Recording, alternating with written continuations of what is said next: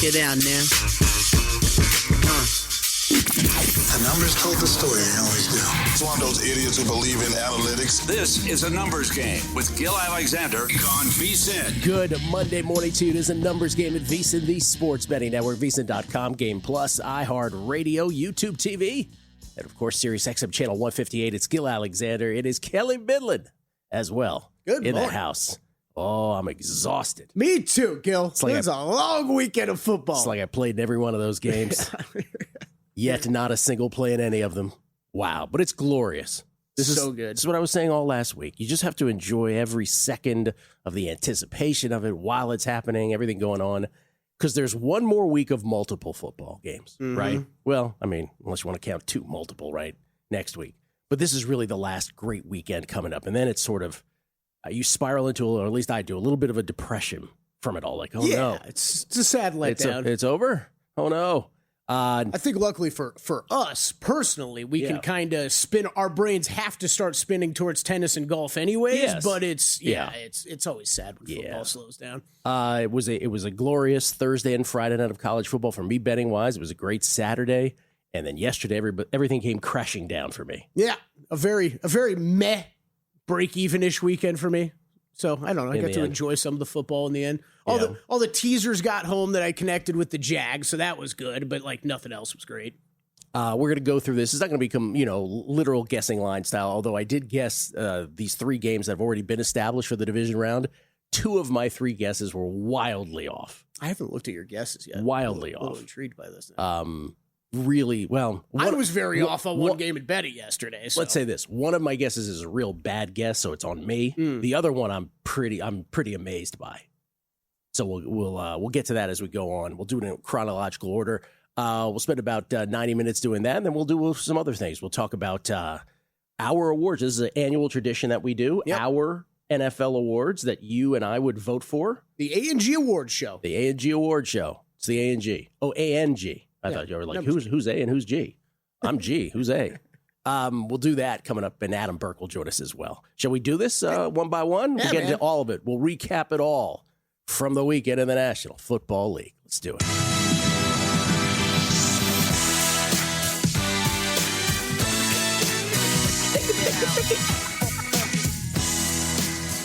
Oh, yeah. Shout out to my mishpucha, Chrissy Andrews. Here in spirit. Yeah, man. As always. That's right. All right. Chronologically, we do this again. We recap everything for the previous weekend. We talk about the games moving forward. Let's do them in chronological order, how they're going to go down division round. Yeah, division round. So we do have established, in case you've missed, days of the week for these games. We don't have exact times slotted so far. So Saturday, first one on the board, Bills at Broncos. Bills at Broncos. 2 Saturday, 2 Sunday. Bills at Broncos.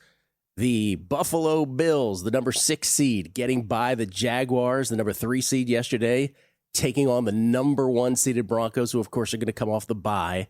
Let's talk about the Jags and the Bills yesterday. I had the Jags. Yeah. Was surprised that the Bills were the favorite in this game. It was Plinko.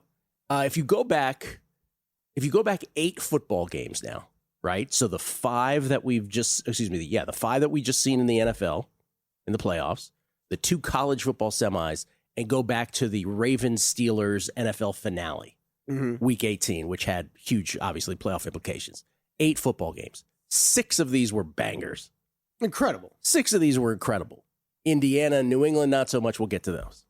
But as far as Buffalo and the Jags, another one of these games that just came down to the end. Second time Jacksonville had the ball yesterday, 2nd and 10 at their own 40. Trevor, picked by Shaq Thompson. Buffalo set up at the Jacksonville 33, but a 3-and-out. Prater, 50-yard field goal. Good. Prater, who had quad injury problems. Good from Fitty. Yeah, he looked fine. 3-0 Billiards, 2:54 left in the first quarter. And then Jacksonville with Parker Washington in protocol for a minute there. That was an interesting game with protocol, right? In and out. Yep. 7 plays, 65 yards. Tootin for 20, 14 and 13 on the drive. Trevor to Thomas Jr. from 3 outs, 7-3 Jags, first minute of the second quarter. Then Buffalo on the kickoff return, ensuing kickoff return, Buster Brown hits Ray Davis. He fumbles. It's recovered by Devin Lloyd. Jacksonville is set up at the Buffalo 36. This is the moment in the game where you're like, all right, Jacksonville can really put their foot on the Bills' neck. But 4th and 2 at the 9, Lawrence for 2 yards. The virtual measurement says first down, even though it appears to the naked eye that Trevor's shin might have been down. Buffalo correctly challenges. Again, it's ridiculous using Hawkeye in the NFL. Overturned. This whole process is so clunky now, Gill. So dumb. Like that was the perfect example, right, of how clunky this can be. Like, hey, this is where we're going to spot it. Now come in and do the Hawkeye. Now we have to let the Bills challenge the spot of the football. So dumb. Again, in tennis, there are no bodies covering the ball where it lands. In football, there are bodies. So it's a human decision as to where the ball is, kind of, sort of. And then it ensues from there. It ain't really Hawkeye. Anyway, Buffalo from their own 8 now with the reprieve on a drive where Allen hit his hand on an offensive lineman's helmet. They go 10 plays, 92 yards. Allen to Coleman for 36, the big play. Allen in from 2. Allen's leg twisted on the touchdown. 10-7 Bills, 5:37 left in the second quarter. So at this point, he had a leg tweak. He had his hand hit a helmet. And then earlier he went into the tent for a little protocol check. He's Terminator, man. Can't take him down. Indestructible. He's inevitable. 10-7 Bills. Last part of the last sequence of the first half. 2nd and 6 of their own 25 for Jaguars with 15 seconds left. Trevor to Parker Washington, who's back in now for 34 yards. And then Trevor is ruled to get the snap off with a fraction of a second left. The spike with a fraction of a second left. So they give the Jaguars another play. Is also offsides on the Bills. So Cam Little gets a 54-yard field goal try, which for him is a chip shot, misses it. Wide left. It remains 10-7 Bills. They trade field goals. It's 13-10 Bills now. Now, at this point, the Tony Romo part of the game sort of creeps in. Oh, God. I feel like I've been nicer than most with him. This was an opera for him of the worst kind. At different times, he said this was going to come down to a big turnover, a big Josh Allen play, or an inch here and an inch there. I think that covers it. I was liking the first half, how many times he mentioned Cole Bishop was the one of the best safeties he had seen all year. Just kept saying that. Some other gems. Quote, every play call in this game matters, Jim. And also, if the Jaguars win this game, they have a shot at going to the Super Bowl. All true, by the way. Factually true. All true. All right, Jacksonville now, down 13-10. 11 plays, 62 yards, took 6:03 off the clock from their own 38 after a shank. Big 3rd and 4 pickup at their own 44. Trevor to Thomas for 18, then 3rd and 2 at the Buffalo 30 to Parker Washington for 14. 5 plays later, Lawrence to Washington from 6 out. And the Jaguars lead it 17-13 with 12:55 left. But has become the case of the whole weekend. We knew what was coming. Back and forth and back. Buffalo, 9 plays, 65 yards on a drive where Gabe Davis eventually had to be carted off. He looks to be donezo. Get to 4th and 1 at the Jacksonville 19 with 9:56 left. Allen for 4. Next play to Kincaid from 15 out, 20-17 Bills, 8:56 left. Then Jacksonville, 10 plays, 77 yards with 4:53 taken off the clock. Trevor to Washington for 31 on 2nd and 10 on their own 44. The big chunk.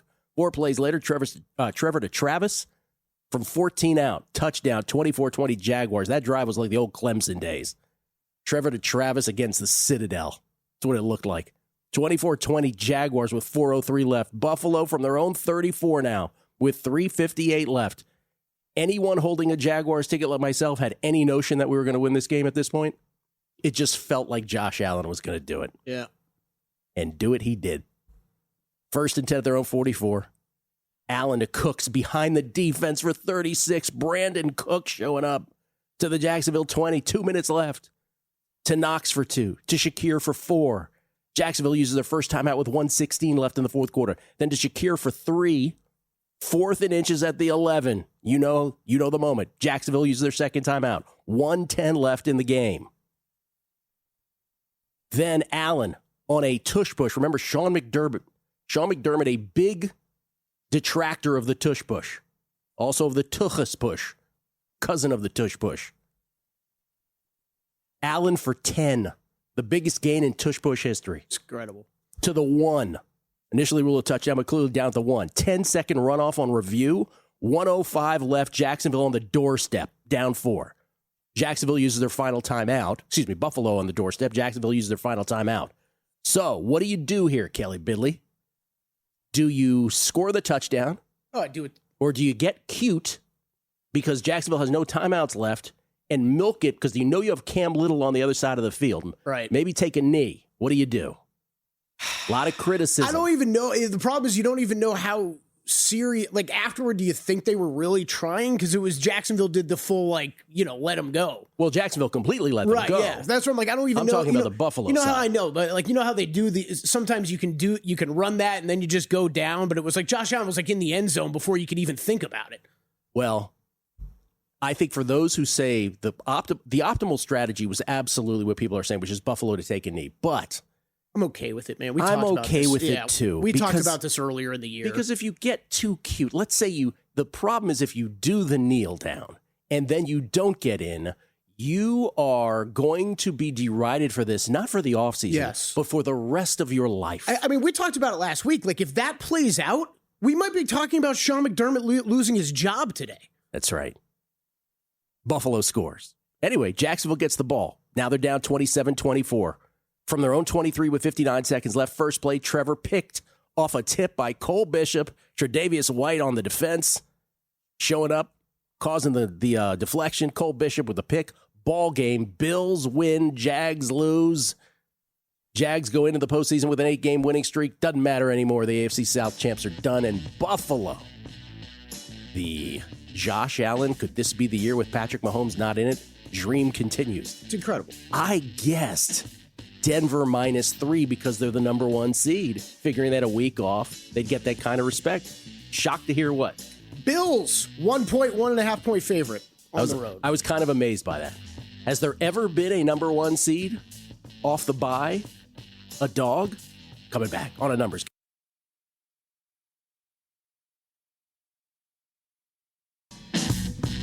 A numbers game on VSiN, the sports betting network. We are getting ready for Big Game 60. Hey, I wonder what game we're talking about. Yeah. With a big deal to match. Save $60 off a VSiN Pro annual subscription when you sign up using promo code ANG.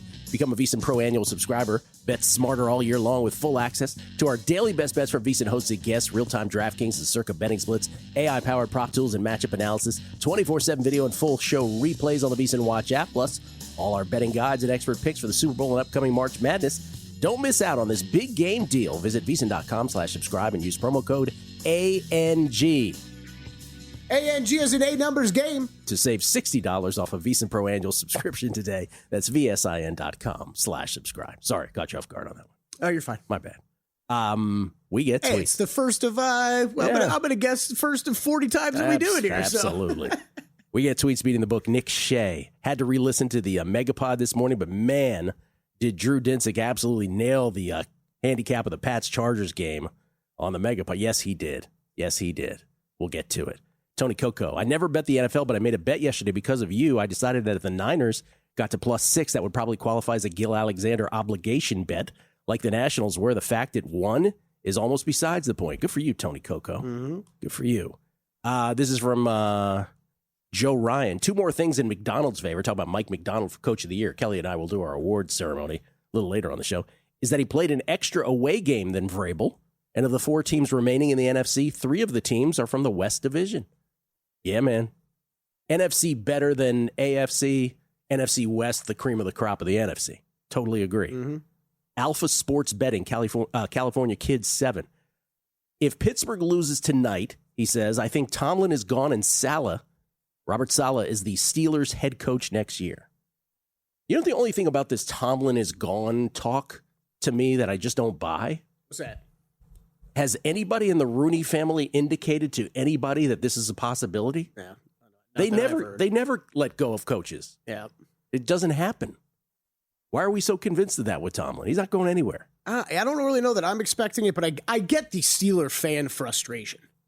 Yeah, but I'd like to be in their shoes. You're right, I know. Well, constantly winning games. So, it's like, yeah, never had a losing season in 18 seasons. It's a tough break for you guys. Can I circle back to a couple things in that game before we move on? We're going to go back. The Prater field goal. The very first one. Totally agree. Things that, will be lost in history because the kick was made. A delay of game penalty in that situation is so unacceptable. It's amazing. Sent it back from 45 to 50 yards. And with a kicker who's been injured, and that you allow that to happen, and he has to kick a 50-yarder, makes it.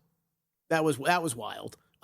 We were just talking off air. Khalil Shakir, like he is so good in these big games for Buffalo. Feels like he is so important, but then he'll disappear for like a month during the regular season. He's so inconsistent for Allen, man. Just all Josh Allen. All Josh Allen. He's incredible. He's the best player in the National Football League. I think that game, though, comes down. I mean, look, the game was Plinko, right? Mm-hmm. If you had the Jags, I don't know how bad you can feel. I don't feel terrible about that game. Me either. Different from some of the other games. Let's put it that way. Jags and Panthers, you can hold your heads high today. The rest of you teams. Whew. Spence at Bet a Nickel, please talk me out of a Seahawks-Rams moneyline parlay at -106. The rubber match feels inevitable. And Shrek McPhee, Herbert looks like he's on the Andrew Luck path. If they can't keep his elite offensive line healthy, he's got to get out of there. Oh, Kelley. I smell a Kelley Bydlon Justin Herbert rant coming up. By the way, after the Bills game, did you hear this wonderful Bill Cowher commentary on the post-game show? just to add on to the Tony Romo madness. Did you have the same realization that I did this weekend of how I never watch those shows besides when we get to this point? That's right. You leave the TV on before you turn channels, and so you hear it. Bill Cowher, quote, in the playoffs, this is after, of course, seeing some of these games. In the playoffs, you have to kick field goals and punt because it's not the regular season. There's no next week, unquote. That's the kind of insight we've been missing. Mm-hmm. All right, what's next on Saturday? All right, next up on Saturday, Rams at Bears. Rams at Bears. So again, my guess on that first game was Denver -3. Sorry, before we move on to that, I said Denver -3. It's Buffalo -1, and I asked openly at the end of that segment, has there ever been a number one seed coming off the bye in the divisional round that has not been a favorite? And I have an answer. Can you guess, Kelley, when this has been? I'm going to guess somewhat recent and one I'm forgetting. January 2018. So we're talking about 8 years ago. Okay. The Philadelphia Eagles were home underdogs to the Atlanta Falcons by 2.5 points. Remember, Carson Wentz was injured. And Eagles divisional round game there, the twist, backup Nick Foles, and the Falcons opened backup Nick Foles was in, and the Falcons opened as a 2.5-point favorite. The Falcons won that game 15-10, making the Eagles the first number one seed to lose at home. Wait a minute, is that true? In 2018? Was that the year after they won the Super Bowl? Wait, that sounds like this final score is wrong. I think so. Yeah, but that was that game. They were dogs, according to what I'm seeing. That would be the only other time. That would make sense, too, because it was Foles and not Wentz. Obviously, the Eagles would go on to win the Super Bowl, so I don't know about that score that I'm seeing right there.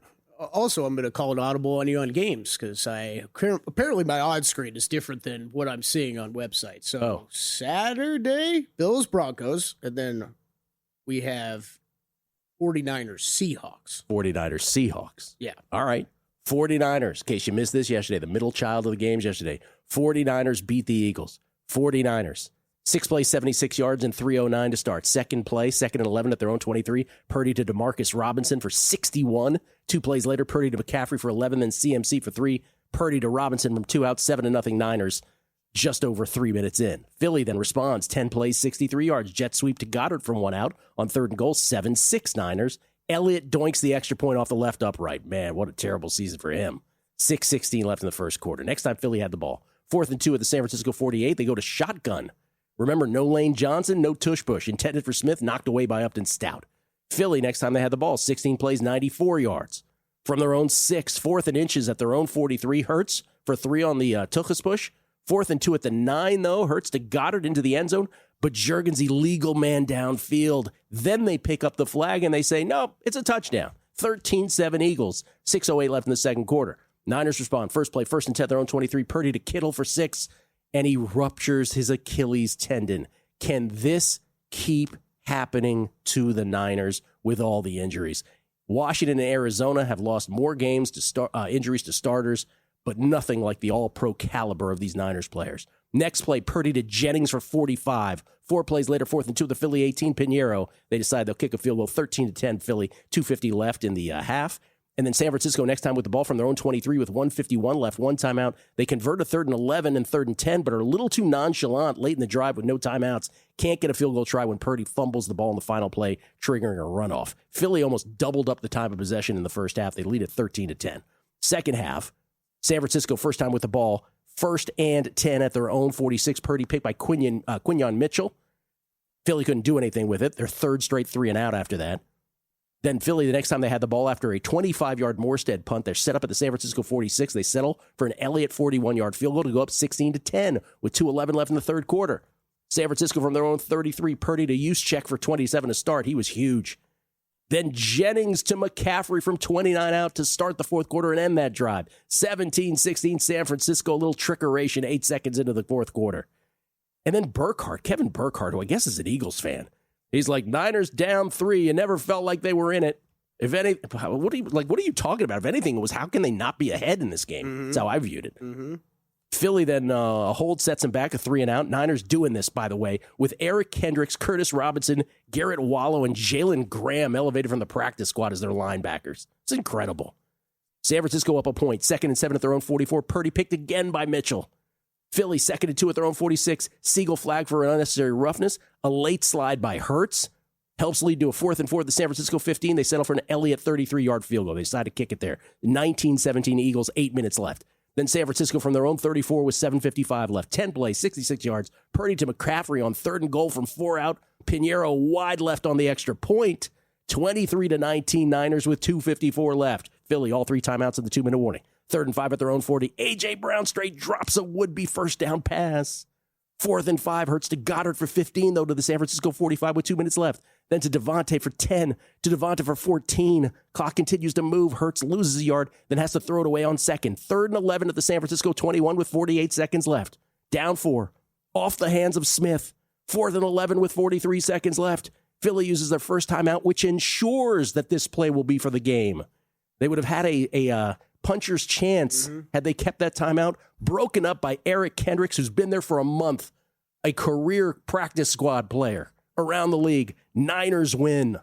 23-19 Niners. The Niners streak, which would be 23 in a row if it gets there this year, of missing the playoffs entirely or getting all the way to the conference championship, remains intact. Mm-hmm. Last time they lost in the wild card round or divisional round, you have to go back to the end of the 2002 season, where the Niners lost to the Buccaneers in the Buccaneers' eventual Super Bowl run.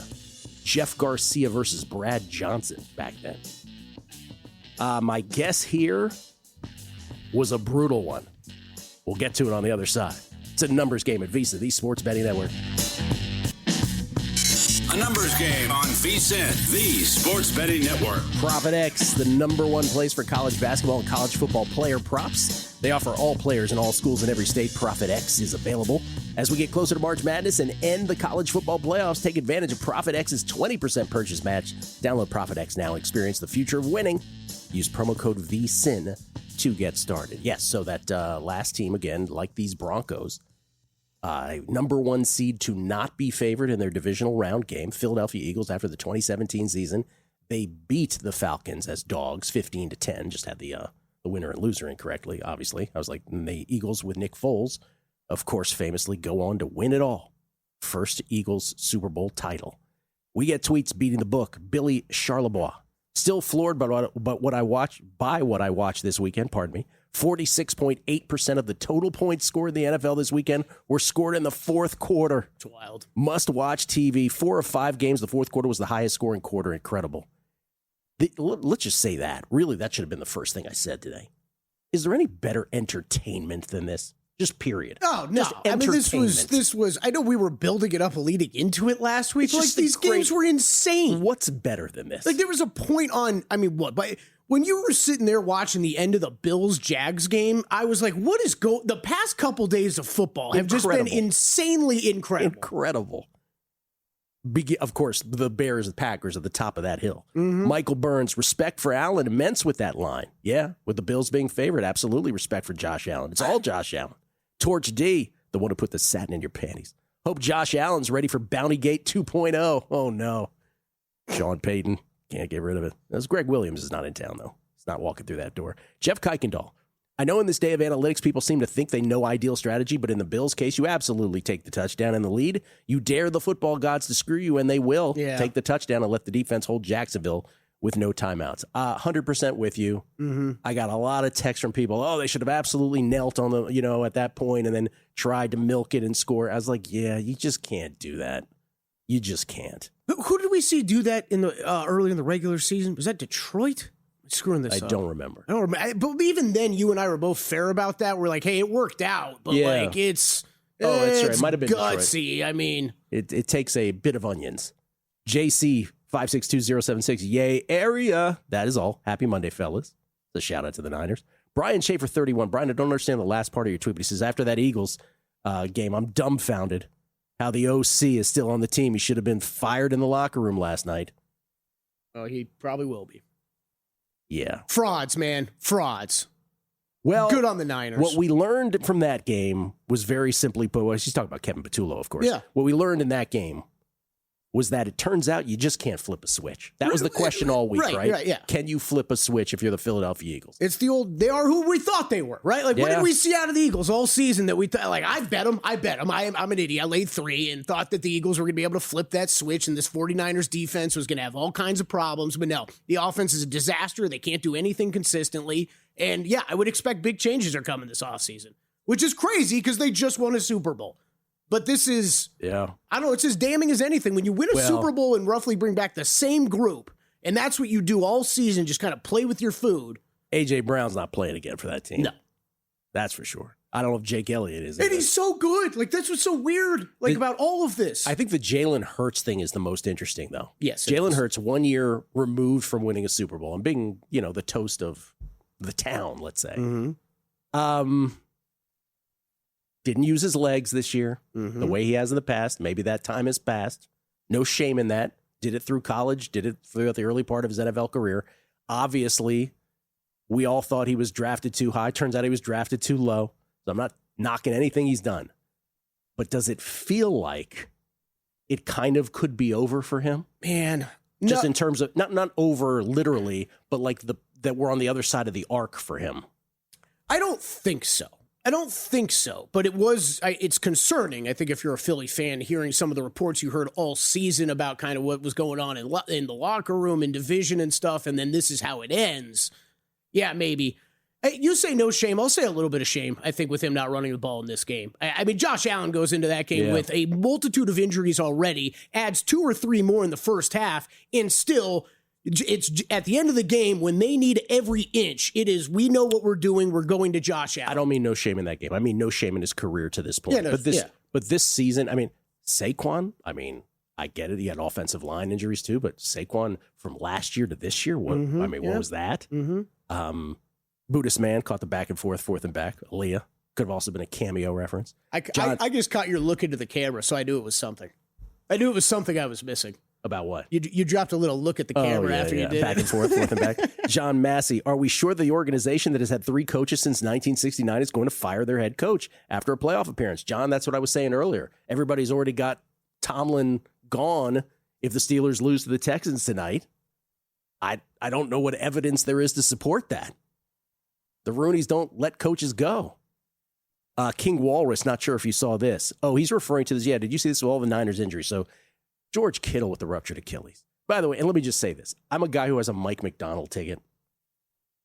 But as you know, if you've listened to this show, the last few weeks of the season, despite having that ticket and making the case for why I think Mike McDonald is coach of the year over Mike Vrabel, if you just step back, isn't Kyle Shanahan really the coach of the year based on what this team has done? My friend, that was my last note I wanted to make sure we brought up before we moved on from that game. As much as you're going to hear a lot of Philly hate today, yes. another Kyle Shanahan masterclass, right? And Christian McCaffrey. Saleh deserves credit as well. I made this case again. This is not me making it after yesterday. What they have overcome, and yes, Washington and Arizona lost more games to starters, but nobody lost them to these kinds of players. The Bosas and the Warners of the world, and the Kittles and the Pearsalls and the Trent Williamses and Purdy for half the year. It's incredible what they've done. And did you see this thing Peter Cowan put out, a low-frequency electromagnetic field that is outside of a Levi's Stadium can degrade collagen, weaken tendons, and cause soft tissue damage at levels regulators call safe, quote unquote. An NFL team whose practice facility sits next to a massive electrical substation. So the theory being that Niners injuries are being caused by this electromagnetic field next to their practice field. I have not seen this. Yeah, everybody's got a theory. Jeff Cam, Niners should have went for 2 on their last touchdown. These great analytics guys like Shanahan missed this one a lot. Late in the game, you go for 2 to make it 6. The way kickers have been, 5 is no better than going up 4. I agree with that. You probably go for 2 there. The one that Pinheiro missed. Oh, yeah. That kept them up 4. You probably are supposed to, you should go for 2 there just because you force the team, if they score a touchdown, to make the extra point afterwards. Okay, yeah. Very glad that was tweeted in. You're right, because Shanahan, you're awesome. I was screaming at the television during, like, what was that? What does going up 5 do for you? Well, I think there was something worse in another game, which we'll get to. Yeah. I was stunned by that. Yeah. By the way, back to that guess from that previous game. So Niners and Niners at the Seahawks. Mm-hmm. Niners going to face the number 1 seeded Seahawks once again. They split the season series this year once again. Most recently, of course, the Seahawks went into San Francisco on that Saturday night. Remember, the Niners did not have Trent Williams after the very first play of the game in that game. And Seahawks dominated that football game. Remember how bad of a football game that was? Yeah. It was very similar to the Patriots Chargers yesterday. My guess was way lower than it came. I made this guess right after the Niners won, so I'm like, let me get in there. I said Seahawks minus 3.5. I cut it in half. Wow. Yeah. Now, my guess is bad. This is the one where I said my guess was bad, right? Yeah. The Bills-Broncos thing I am surprised by. I can't believe the Bills are favorites. I'm surprised by that. Maybe it's not 3 as I guess it with Denver. Maybe it would have 1.5, but I'm surprised by the Bills being a favorite. This one, I just know my guess was bad, right? But now 7, is there a Fred Warner possibility in this game? Because now it's like, okay, well, we're losing players. On the other hand, Fred Warner might come walking through that door. That's something. And then there is, again, the looming specter of Sam Darnold, who I don't think we're quite over the possibility of I don't think so Sam Darnolding, if you will. Yeah, I don't think so either. I've got Seahawks NFC ticket, not multiple. I do have 1 on them. It's kind of funny that we had different reactions to this. I opened up my odds screen and saw 6 at stations, and I bet it pretty damn big, Gill. With kind of assuming this line was going to move this way and give myself an opportunity to buy off some of it later in the week if I want to. I mean, they were 3-point road favorites in that game just a couple weeks ago down in Seattle. I was like, see it at 6. I thought it would be on the other side of 7. So anything under that, I made a pretty big bet on the Seahawks. I might come back and buy off some of that, but Kittle goes down. That feels That's big. Huge. I hear you on the Darnold stuff. That is the biggest and only reason why I probably will take some of the 7.5. And okay, if it lands on 6 or 7, I'm okay then. But I feel exactly about this game as I did about the Eagles-Niners game. What was my line? My line was, if you told me the Eagles blow out the Niners, I wouldn't be surprised. If you told me the Seahawks blow out the Niners, I wouldn't be surprised. The other part of that sentence was, but if you told me the Niners won, I wouldn't really be that surprised either. I'm with you there. I think the other one's interesting. That's where I guess I thought the line was going to be that, but Buffalo, Denver, because that's basically what we saw in Jacksonville. More games to get to, obviously, division round. We're only halfway through. And we got to talk about tonight's game between the Texans and the Steelers. It's a numbers game at Visa, the sports betting network. A numbers game on VSiN, the sports betting network. Back on a numbers game live from Circa Resort Casino, downtown Las Vegas. Gill Alexander. It's my little buddy Kelley Bydlon, everybody. He's growing out his hair. That's right, man. Think it's going to be long hair at some point? Legit long? I don't know. I'm going for that sexy Rob Ryan look. Are you gonna have a man bun at some point? I don't know. We'll see. Man. Wow, this kid. I mean, it's just a beginning. The smart money would be on some Monday, 3 weeks from now. Just me being back to short hair because I got frustrated with it eventually. We have 2 different viewpoints on Sam Darnold on Twitter. iHeart SEC podcast says his name is Sam Darnold. But Judd O'Connor says the truth serum is Sam had 2 bad games with a pass-happy coach in O'Connell. McDonald has a game plan closer to the vest. I'd be surprised if he put all his eggs in the Darnold basket and strays from his Week 18 strategy. 3 Jack H, 3131 Gill. Although postseason is not supposed to matter, Shanahan is now 300-1 at FanDuel, while Kalshi has him at 49-1. Is it worth a flyer? So let me be clear on Coach of the Year. Once again, I have a McDonald ticket. Nobody else. Do I think that the real Coach of the Year is actually Shanahan? I do. But I think McDonald over Vrabel for reasons I've already stated. Do I think Shanahan will actually win? No, because I think these voters will adhere to the rules by and large. They will not include a playoff game. They didn't get the number 1 seed. It will be that simple in many of their minds. If you want to take a flyer, sure. I just don't think he wins. You? I don't think so either. I was just trying to look. I'm pretty sure they already had to turn in stuff too. I think so too. So I don't think. I will lose my mind if we feel like voting was affected based off of games that are not supposed to count for it. No. Mariners Geek, you guys and your favorites, Romo, Cowher, sure, legit target, sure. But Al Michaels will not be slandered even if his cold corpse appears on the telecast. No, you're right. I will not slander Al Michaels. I have too much respect for him. Poor guy. He's probably not seeing things as clearly as he once did, but I'm not going to slander. He's an octogenarian, for God's sakes. The next to Robo, I don't know how many times I thought something about Robo, but I go, man, Jim Nantz, good for you. Just good for you having to work with that. Hoops by Hoots tells us this would be the 4th time in the last 40 years that a team off a bye in the divisional round listed as a favorite. I mentioned the last time, right after the 2017 season, when the Eagles were 2.5-point dogs versus the Falcons, the Nick Foles Eagles, who eventually went on to win the Super Bowl. Eagles won that game 15-10. But there's a couple other times it happened as well. 2011, 2012, the Niners were 3.5-point dogs versus New Orleans. I don't remember that. San Francisco won. And the 96-97 Panthers, yes, 3.5-point dogs versus the Dallas Cowboys at Carolina, won that game. That I do remember. That one I don't remember. I don't remember the Niners one. Interesting. So this would be the 4th time if the Broncos close, that is, as underdogs. All right. Anything on tonight's game, Houston and the Steelers? I laid 3 with Houston. On these opens last week, like 8 days ago. I'm not feeling as great about it after we had a cavalcade of guests. This is exactly my point. Right. Yeah. Sorry to interrupt you, but exactly there's not much to interrupt. I'm basically done. It was how many people did we hear? Bob, Rufus, all these guys look at the Steelers, small favorites, and they're a 3-point dog. I'm not feeling great about it, Gil. And my handicap is very simple.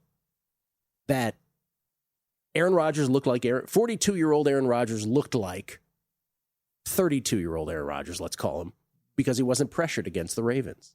So he can conjure up great Aaron Rodgers. But if you put any amount of pressure on him, his 42 years of age really shows. And the Houston Texans are the number 1 team in generating pressure this year without even having to blitz. So that's the simple handicap on this, to use the Chernoff phrase, right? The simple handicap on this is that. But yes, we have respected people who are like, no, Steelers.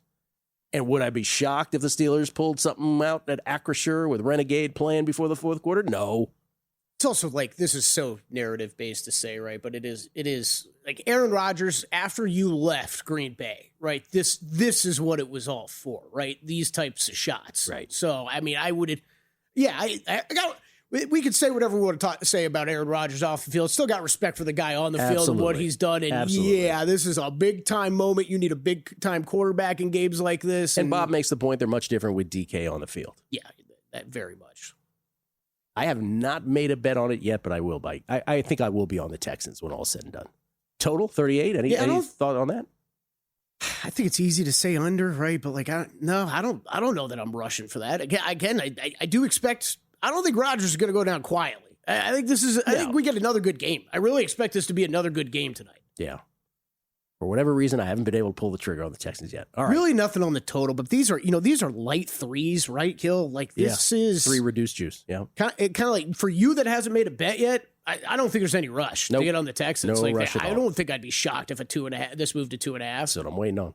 All right, next Sunday, we have the 1 game established. That's where we're gonna go. Yes. Okay. Rams at Bears. Rams at Bears. we're just going to do the Rams part here because the Bears need a whole segment. Yeah. I've never written more in a blurb in any one game than I have in that Bears-Packers game. As far as the Rams are concerned, this is how the weekend began. Rams is a 10-point favorite against the Panthers, and the Rams eke out a 34-31 win. Carolina started the game with a 4-and-out. Remember, they went for it, 4th and 1 at their own 45. Bryce incomplete, intended for James Mitchell. The Rams then go 4 plays, 45 yards, 1:51 off the clock.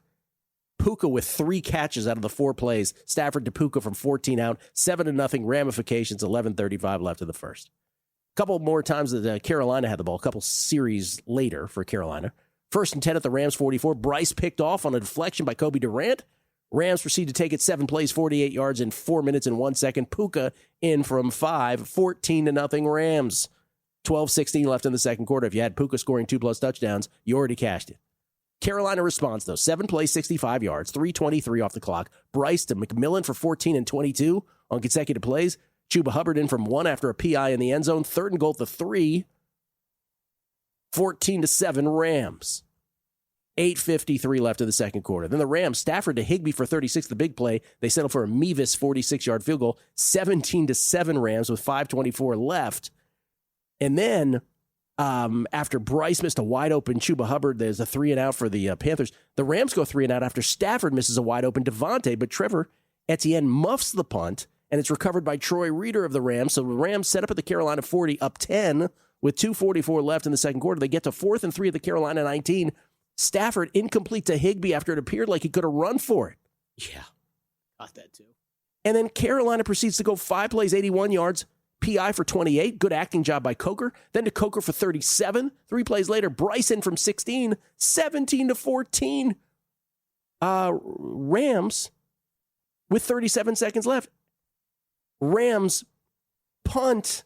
Then after Puka straight up drops a would-be touchdown, Stafford hit him in the numbers of all people on a 3rd and 10 pass to the Carolina 46. And if you had the Panthers in the first half, oh my God, what a win that was for you, ATS. If you had the Rams, my condolences. Mm-hmm. Rams up 17-14 at the half. All right, second half.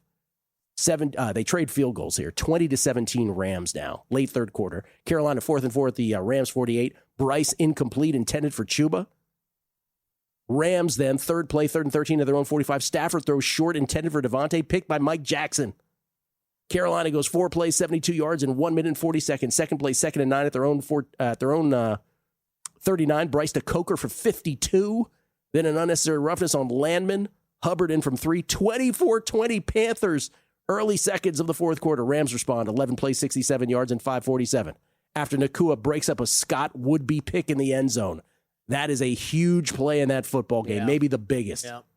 Then it's 4th and 1 at the Carolina 30. Kyron for 2. 5 plays later, Stafford to Williams for 13 out. 27-24 Rams, 8:47 left. Carolina 3 and out. Rams get the ball back, but they punt after a hold sets them back. Ethan Evans punt, then blocked by Simmons. Carolina set up at the Rams 30 with 4:12 left. Bryce to McMillan for 16 to start. Hubbard for 7. Then Landman bats down a Bryce pass. 3rd down. Bryce to Coker from 7 out. Touchdown. 31-27 Panthers. 2:39 left. LA Rams, this is your life. Matthew Stafford, this is your life. You're down 4 with 2:39 left. Rams proceed to go 7 plays, 71 yards, and 2:01 with all 3 timeouts and a 2-minute warning from their own 29 with 2:34 left. To Puka for 7, to Devontae for 10, 2-minute warning, to Devontae for 6, to Puka for 18, to the 30. First down, Devontae drops a pass, 1:04 left. Then to Kanata Mumpfield for 11, to Colby Parkinson for 19, touchdown. What a pass, what a catch. 34-31 Rams with 38 seconds left. Carolina from their own 28 with all 3 timeouts. Incomplete. 4th down, low pass dropped by Horn Jr., incomplete, and the Rams hold on.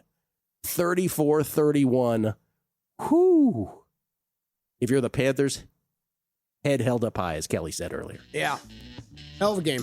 I was not expecting that.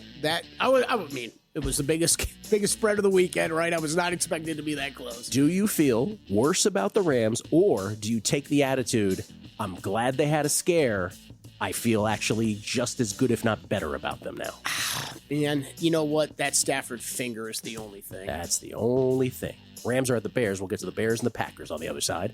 The big one on a numbers game at VSiN, the Sports Betting Network.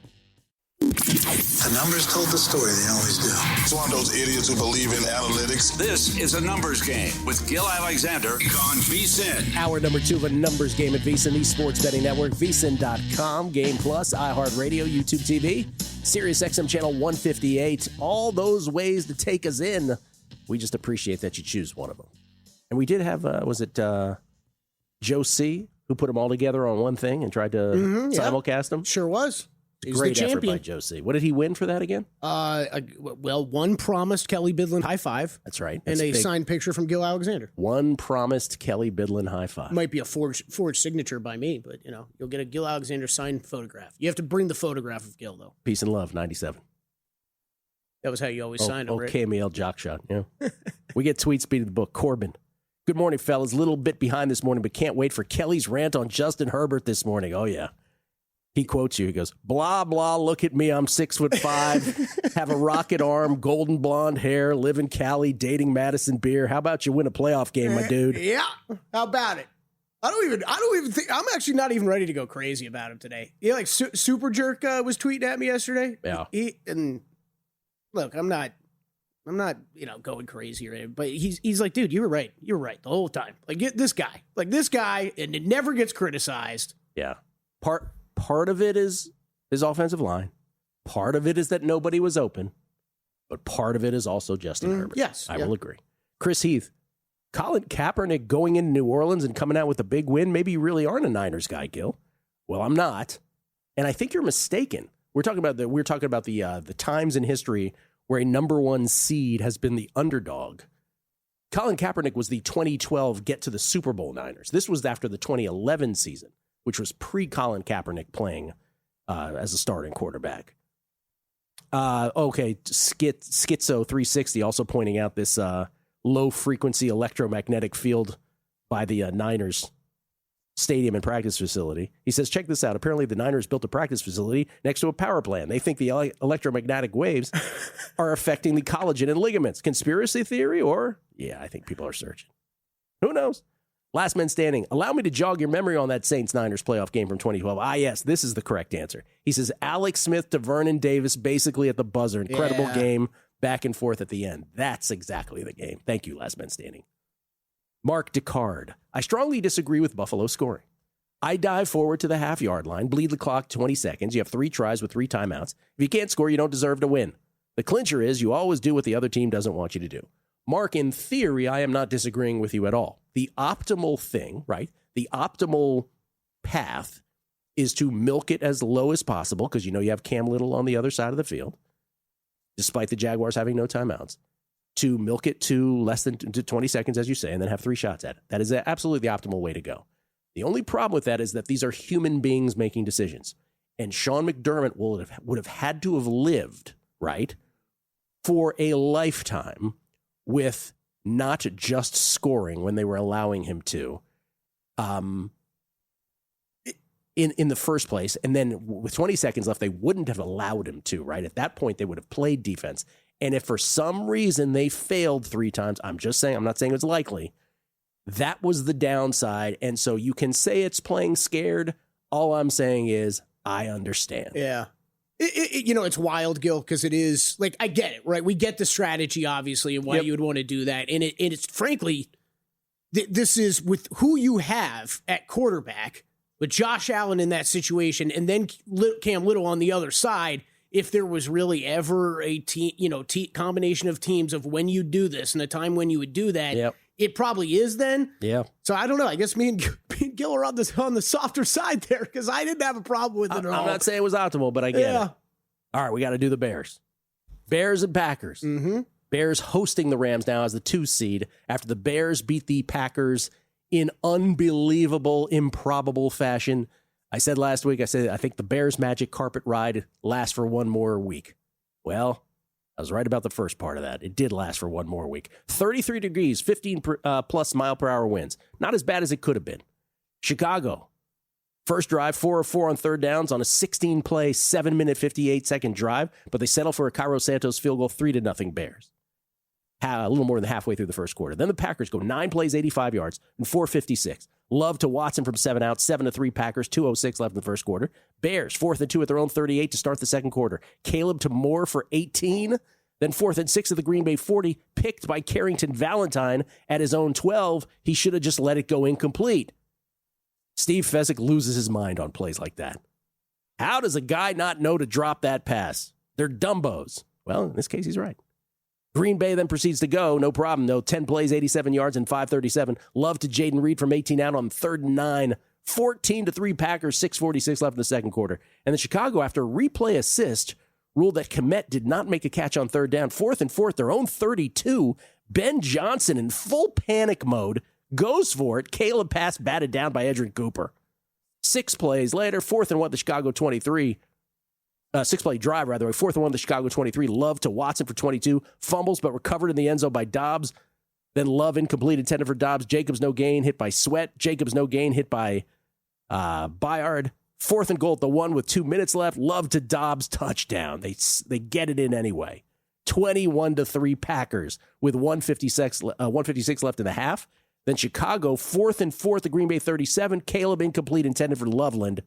Green Bay from their own 37 with 32 seconds left, no timeouts. They get it to a McManus 55-yard field goal try wide left to end the half. But at 21-3, when it goes wide left, a little voice in my head was like, well, couldn't really pile on there. But I doubt that comes into play. Chicago, first time they had the ball in the third quarter. They're down 21-3. Caleb to Loveland for 29 on 3rd and 7 of their own 40, the big one. Then to Loveland for 17, but they settle for a Santos 34-yard field goal. Caleb limps off briefly. 21-6 Packers. 10:07 left third quarter. Then a Green Bay 3 and out. All of a sudden, the second straight 3 and out for Green Bay in this half. The Chicago defense, whatever Dennis Allen did at halftime, whatever adjustments that man made, all of a sudden they're coming home to roost. Chicago from their own 18. Caleb to Burden for 25 to start. 3 plays later, on 3rd and short, Monungai converts. Keyshawn Nixon flagged for being stupid and jumping into the pile. They get it to 4th and 1 at the Green Bay 6. Caleb backpedaling, throws up a lollipop pick by Tyron Hopper. Oh, it's just not going to be Chicago's day. Green Bay from their own 9, 1st and 10. Love to Darian Kennard for 6. Fumbles. Bears have a chance to recover it. They can't. Ball goes out of bounds. All of that fumble luck, all of that interception luck, all of that turnover luck ain't working out for the Bears in this one. After a subsequent intentional grounding, a punt. Chicago, after Duvernay's 37-yard punt return, they're set up at the Green Bay 35. Remember, they're down 21-6, but they have to settle for a Santos 51-yard field goal to cut a 2-score game to a 2-score game, 21-9 with 13:29 left in the ball game. Did you have a problem with that at that point? No. I did not. I thought there was still enough time. Green Bay, after kickoff short of the zone, intentional grounding on 3rd, 3 and out. Love had 1 intentional grounding his whole career till the last 2 drives where he had 2. Chicago now down 12. Wow. Yeah, down 12. Chicago, 7 plays, 66 yards and 230. Caleb for 11 to Loveland for 22. 2 plays later to Loveland for 21. 2 plays later to Swift. Goes back across the field for 7 to the 5. Then on 3rd and 3, Swift in from 5 out. Touchdown. 21-16. Packers with 10:08 left.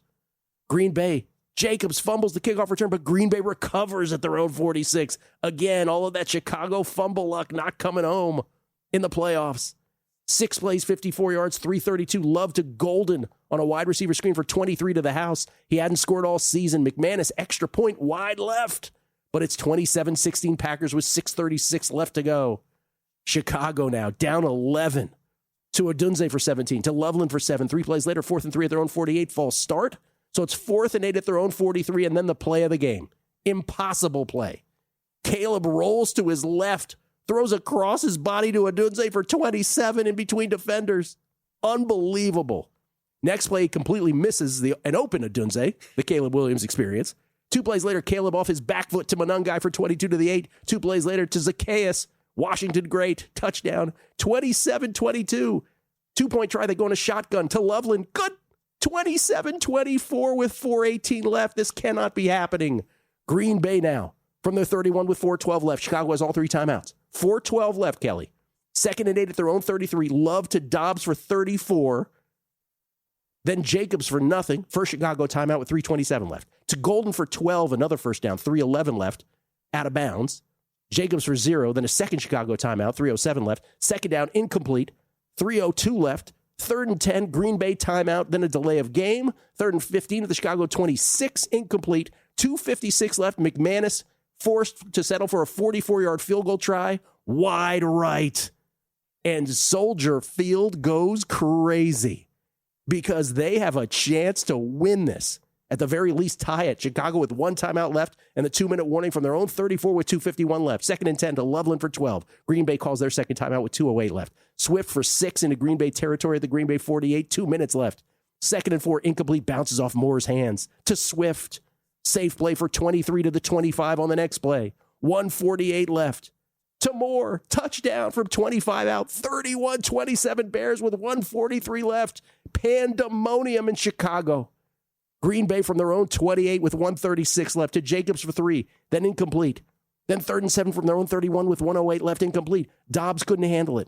4th and 7 with 1:05 left for the game to Golden for 13 with a minute left. It continues. They need a touchdown. 1st and 10 at their own 44 to Josh Weil for 7. Then the big drop off the hands of Jaden Reed deep. Incomplete on 2nd and 3. Brutal. 3rd and 3 to Dobbs for 6. Green Bay uses their final timeout with 44 seconds left at the Chicago 43. To Reed for 20 to the 23.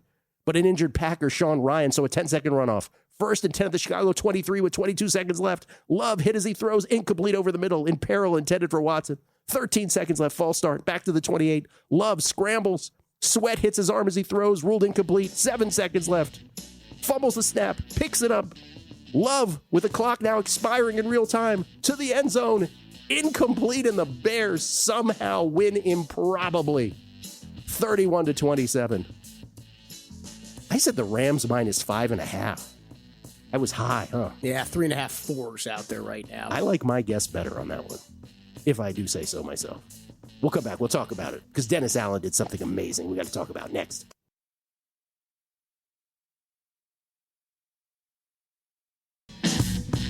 A numbers game on VSiN, the sports betting network. Right now is the best time of year for bettors, and the all-new Boomers Sportsbook is bringing you the action, football, hockey, basketball, and more. Use code VSiN250 when you sign up for a Boomers mobile account. They'll match your first deposit up to $250 in bonus bets. Plus, get minus 105 on all pro football spreads every regular season game. Download the Boomers Sportsbook app today. Learn more at betwithboomer.com. Must be 21 plus. Terms and conditions apply. Bet responsibly. We get tweets beating the book. Brian Morianen. I feel like the only way to bet the Rams Bears is either same game parlay Rams minus 6.5 first quarter, Bears plus 6.5 game, or wait until the Rams go up 2 scores, then get the Bears plus 10, give or take, for the seemingly inevitable comeback.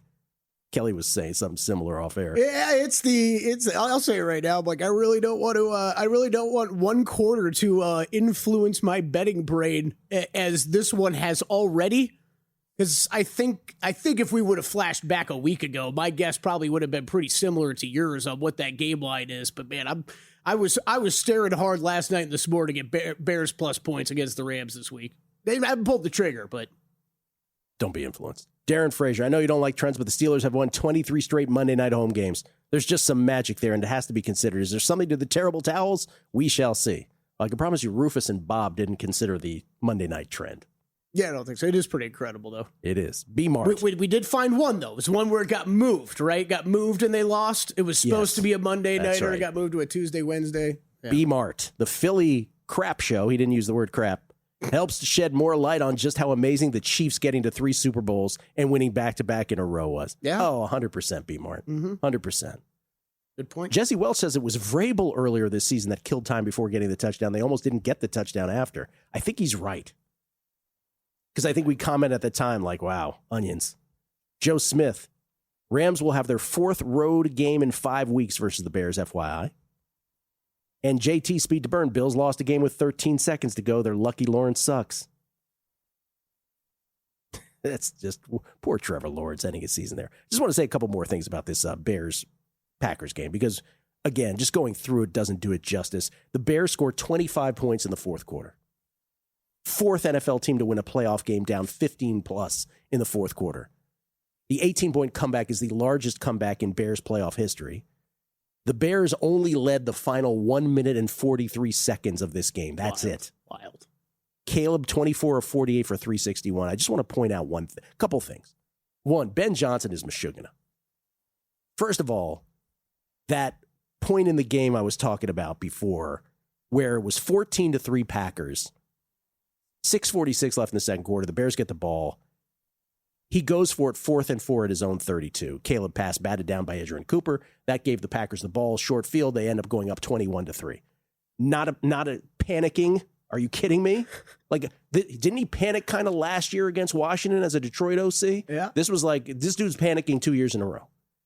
It ends up all working out. But I want to go, and then at the end of the game, when he's shaking hands, quote unquote, with Matt LaFleur, like, what is wrong with you, dude? What is wrong with you? Oh, he was pumped, man. He was pumped. Be like a civil human man. Be a person.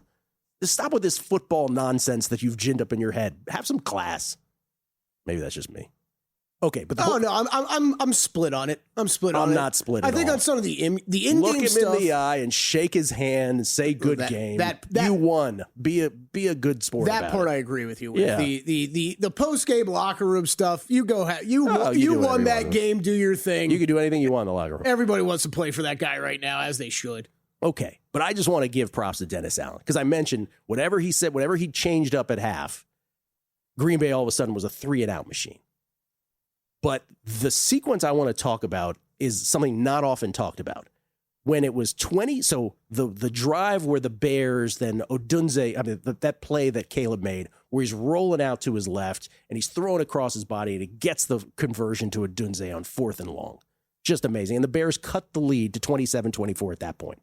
So 27-24 with, I want to get this exactly right, 27-24 with 4:18 left in the game, and Green Bay gets the ball back. Now, if you recall, that's the Green Bay drive where from their 31 up 3, Chicago had all 3 timeouts, 4:12 left. They end up with the ball from their own 31. That's where they go the Love to Dobbs play for 34 yards.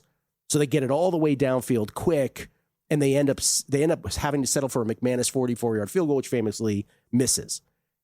That is sneaky genius from Dennis Allen. Let me explain what I'm talking about. Because people are like, what are you talking about? They got a big 34-yard gain. You don't want that to happen. You want to make them go 3-and-out. But here's the thing. He brought the house on every play, put his corners on an island. So essentially your biggest enemy at that point, besides the team across the field, just as big an enemy, if not more, is the clock. You're down 3. You've got to get them off the field. You are willing as a defensive coordinator at that point to say, here's the thing. We're either going to crush Love, he's going to be forced into bad decisions, incomplete passes, whatever, or he's going to hit a big shot. Mm-hmm. If he does, as long as he's not behind the defense, as long as we can get him out of bounds, then we're okay with it because it lets them get downfield quicker. And then if we can stop them for a field goal attempt, we've actually accomplished the main goal, which is not letting them use a lot of clock. There's actually a sneaky genius to that strategy. And keeping it a 1-score game. Yeah. Yes. Yeah. So it worked out perfectly. It's good call. It's just a little nuanced thing that none of the announcers ever bring up. I just thought that was great from him. All right, we got one more game. And Jordan Love, your top quarterback by EPA this weekend. Yeah. Any guesses? Want to go 1, 2, 3 EPA top quarterbacks this weekend? Jordan Love was number 1. Which is shocking to me because they're the guy who's number 2 I would have thought was definitely number 1. Who am I forgetting? Josh Allen. Josh Allen was number 2. I was just like, he did everything, right?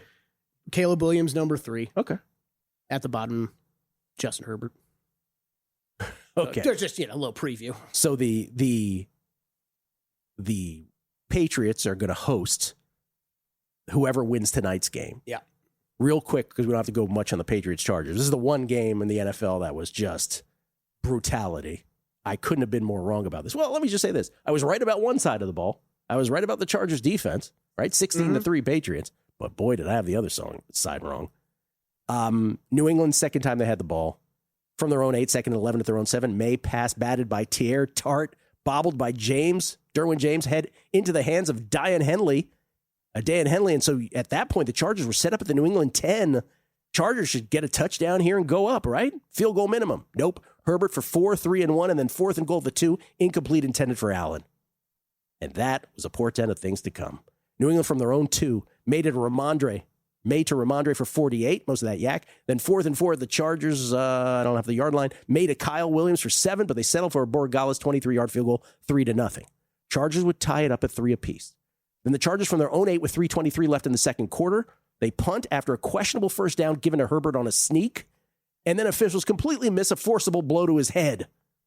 Completely miss it. So instead of matriculating, New England gets it from their own 46 with 31 seconds left and 1 timeout. They end up with a May 37-yard run, which gets them into field goal range, 6-3 Patriots at the half. So again, for all the Chargers getting crushed, it's 6-3 at the half, and they probably got the short end of that. And then the second half is where things went crazy. New England from their own 19 get to 2nd and 10 at the Chargers 18. May sacked by Odafe Owe, fumbles recovered by Deshaun Hand, but the Chargers can't do anything with it. Still 6-3. Made a booty for 43, the big chunk the next time they had the ball, but that leads to a Borregales 39-yard field goal after May overthrew a wide-open Henry in the end zone. It's 9-3. We're going to the fourth quarter, 9-3. New England then 7 plays, 80 yards, and 4-16. May to Henry from 28 out. They don't go for 2, 16-3 Patriots with 9:45 left. This, to me, was the most ridiculous 2-point decision of the game. The Patriots were so confident in their ability that the Chargers couldn't do a damn thing on offense that they forgot to even go for 2 to go up 14, just in case.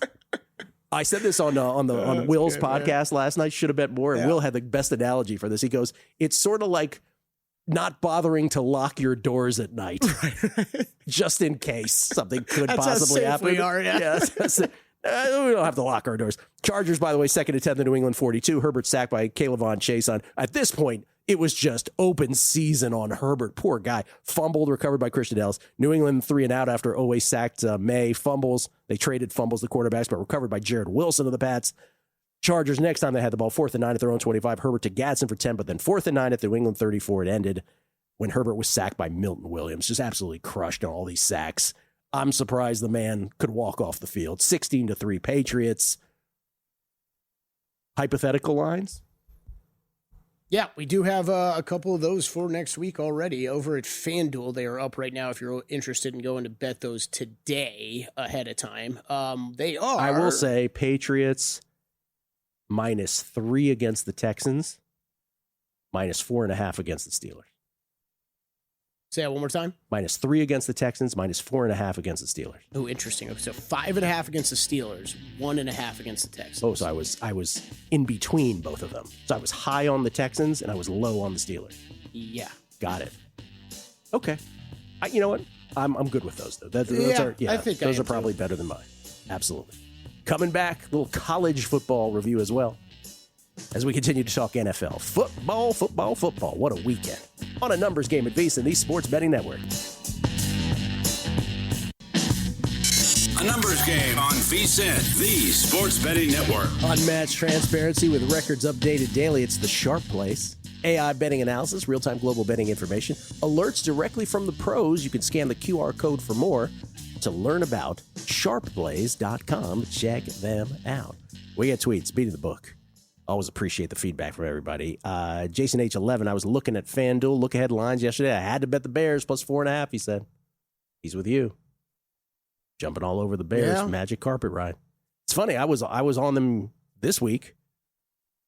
I just feel like it has to end at some point. Yeah, right? It's kind of funny. Yeah, you're right. We're on them this week, and you're not as excited about that as I am. I haven't betted. I don't know that I'm going to. Who was it? Brian, who brought it up earlier. I might just attack that live betting too. Like, that might be a game I just look at live, but I think it's Bears side or nothing for me, which is, it's a little crazy to hear me say out loud. Sam Jones at Sammy Tweets, Buffalo or any team should have a play in their playbook to gain a half yard, then call timeout and have 3 plays to get in the end zone with Mr. Automatic. If Jacksonville had come back, this argument is different today, and they should tie it based on the previous 5 drives. I don't know why we're still talking about this. Like, we understand the strategy, right? Mm-hmm. We're just, again, giving you why it was that Sean McDermott did what he did. Optimally, you are correct. Wegspool, as a Bears fan, with people at my place watching the Bears game, everyone was down, but I bet plus 375 money line and 7-1. The Rivers app stopped me from taking plus 1050. Plus Bears plus 5.5. They're the ultimate in-game betting team in history. What a season. You thought Jaden Daniels in Washington was cardiac last year. with all the fourth down conversions, those 18-play drives. But this Bears thing is something else. Nutty, man. Oh, and Edward Perez, you are correct, Edward Perez. I misspoke. He's a boomer Rizzle. He says, hey, Gill, have to point out that the Niners linebacker Eric Kendricks, far from a career practice squad player. Vikings drafted him in the second round in 2015. 7-year starter, held the position of team captain, and was a Pro Bowler in 2019. Yes, I got my wires crossed. Eric Kendricks with the other linebacker, Jalen Graham, who was elevated from the practice squad. But, yeah, Eric Kendricks' practice squad only showed up a month ago here for the Niners. But yes, not a career practice squad player. What the line I was supposed to use for him, which I had written down, was professional UCLA veteran. And somehow I got my wires crossed. So apologies. Apologies to Eric Kendricks and the Kendricks family. Rich PSM. Not every team can't flip the switch. Was that double negative? Not every team can't flip the switch. Lakers 2001, 2002, Dodgers last year. This expression wouldn't exist if teams couldn't. How about beating Buffalo decisively recently? Rich PSM, I'm not saying that it's not a thing. I'm saying for this Eagles team, it wasn't a thing. The Eagles of 2025 could not just flip the switch. I'm not saying it can't be done in other sports or other teams, even in this sport in other years.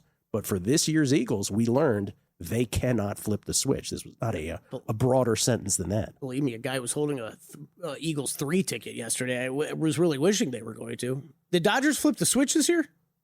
Well, they flipped it because they were just kind of lollygagging during the regular season. They're look, the Padres are 2.5 games behind us. Let's see if they can catch. Look, they can't. Rocket Morton, why so much focus on the Steelers' Monday night streak? Well, we're not focusing. We're just reading the tweets. It's been a decade since they last won a playoff game at home, and they've lost the last 6 playoff games. Does that change tonight versus the number 1 defense in the NFL? Rocket, I'm on the Texans. If anything, Bobby Donnelly, if the Steelers are +3 at home with home advantage, would your provisional Patriots lines not be wider? Hope this makes sense. Oh, I see what he's saying. They're +3 at home against the Texans.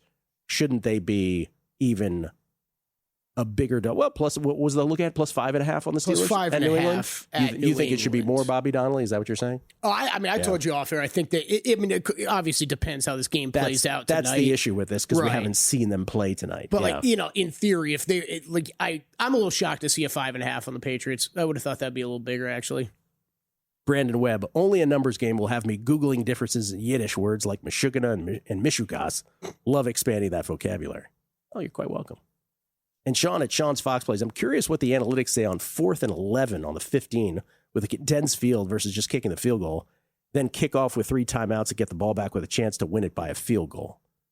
Oh, that was the Philly one, right? I was just going to say, I'm not sure which game we're referring to. That's the Philly end. Yeah. I was at the bar arguing about this with a guy.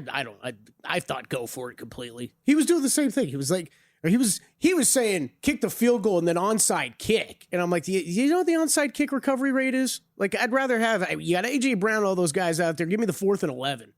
I'll take that shot. Situation we're talking about was late in the game, 4th and 11 with 43 seconds left. They took the timeout, which is what ensured that was the end of that. Yeah, no, 100% they should have gone for it there. There was not a consideration to do anything otherwise. Yeah.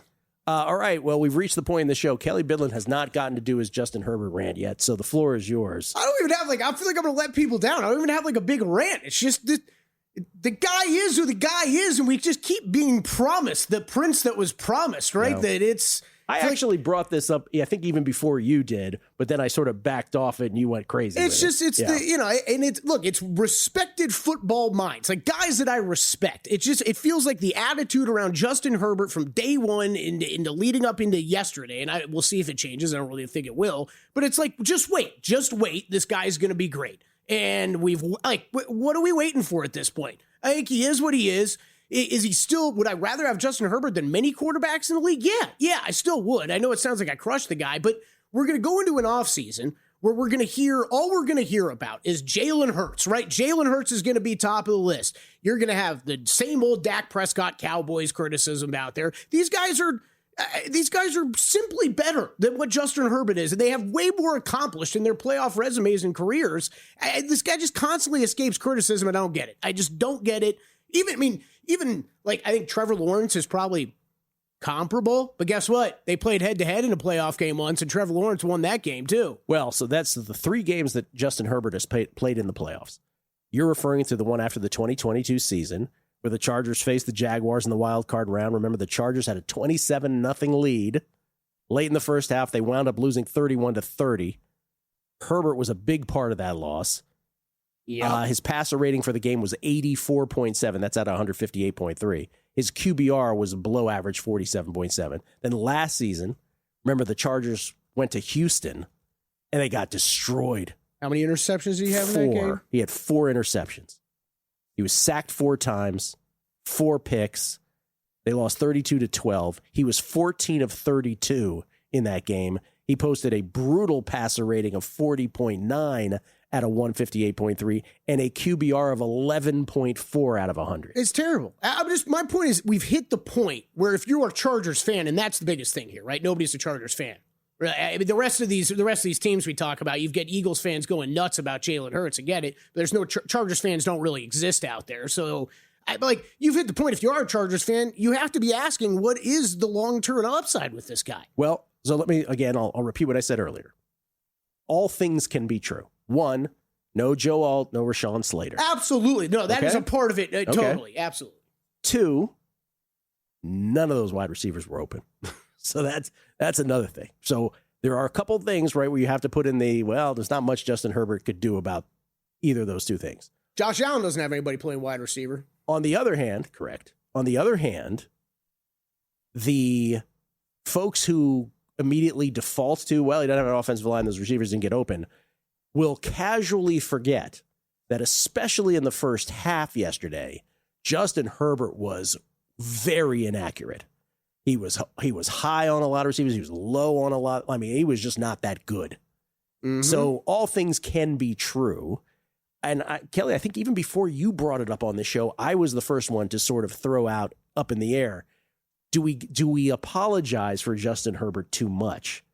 And I do think that it's fair at this point. Because like I said, I had the Chargers defense, right? I think the Chargers defense comported themselves very well in this game. But good God, the Chargers offense was just helpless. And again, as I said, Mike Vrabel didn't even bother going for 2 to go up 14. Like, he completely slipped it. He's like, just kick an extra point here. Chargers defense was great down the stretch. They were great in this game. Like you said, you were on that side. That was a big part of your handicap. I understood it. That part came through. And it's just, Herbert in this offense, once again, couldn't get anything going. Bobby Knuckles, Chargers fan here. And last night was absolutely pathetic. Yeah, sorry, Robbie. All right, there, Bobby Brown. Brian M., after seeing clips on here, the Eagles should have suited up Big Dom and reported him as eligible instead of throwing to A.J. Brown. When Kevin Burkhardt made that comment, like, oh, my God, it was like the Niners were only down 3, and it was like they weren't even in it. I was like, what are you talking about? They should have been ahead this whole time. I thought of his love for Dom also. I was like, maybe you should start talking about Dom at this point, Kevin Burkhardt. Oh, boy. What's this now? Cleve TA. Bears is a home dog in the divisional round 1 week after winning straight up as a home dog has never occurred in my playoff database in the last 25 years. It has happened just once in the championship round. Eagles with Foles destroying Minnesota 38-7. What is that? Bears as a home dog in the divisional round 1 week after winning straight up as a home dog has never occurred. Oh, wow. It's an interesting anomaly. Yeah, so dog, right back to back. Yeah. Okay. Do you have any bets? Did you make any? I bet Seattle. I bet Seattle pretty heavy at 6. Yeah, when the stations opened that at 6. Shocked. I have not yet, but I lean Niners with that big spread. I'm not touching the Rams-Bears. I don't think I'm touching that one, Yeah. Not touching that.